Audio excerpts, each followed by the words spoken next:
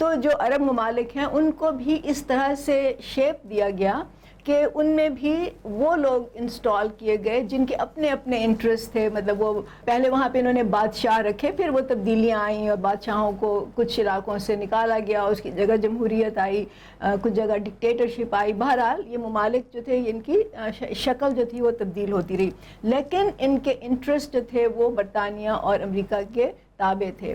और फिर इनमें आपस में इख्तलाफात हैं, इनमें आपस में इनके इंटरेस्ट डिफरेंट हैं।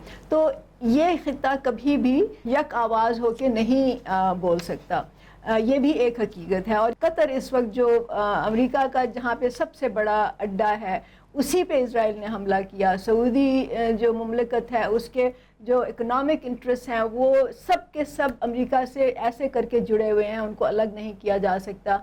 तो ये इस वक्त एक बहुत ही इंटरेस्टिंग कॉम्प्लेक्स सिचुएशन है।